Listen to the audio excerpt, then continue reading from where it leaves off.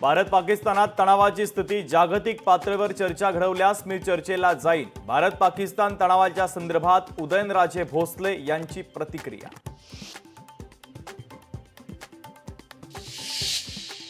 Jaisalmer police स्टेशनमध्ये स्फोटकं सापडली। सर्व स्फोटकं पोलिसांनी केली निकामी। संशयास्पद वस्तू जर आढळली तर पोलिसांना कळवा, पोलिसांचं आवाहन।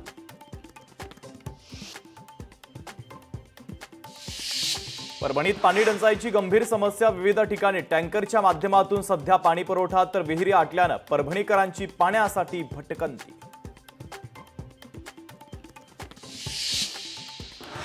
लोकशाही मराठीच्या बातमीचा मोठा इम्पॅक्ट। लातूर जहिराबाद महामार्गावर भेगा बुजवण्यास सुरुवात। लोकशाहीच्या बातमीनंतर प्रशासनाला खडबडून जाग।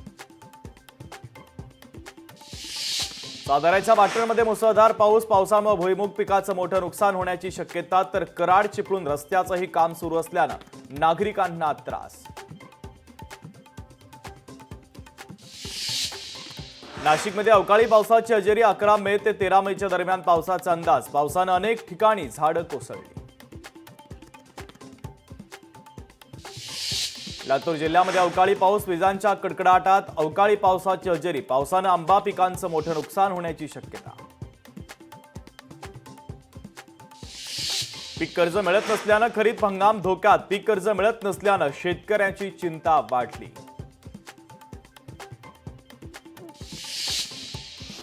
वाशिमच्या शिरपूर शेलू बाजारमध्ये अवकाळी पाऊस। अवकाळीमुळे पिकांचं नुकसान तर उकाड्यापासून नागरिकांना दिलासा। अमरावतीमध्ये घरगुती वादातून पतीकडून पत्नीवर हल्ला। महिला गर्भवती असल्याची माहिती। आरोपी पतीला पोलिसांनी घेतलं ताब्यात।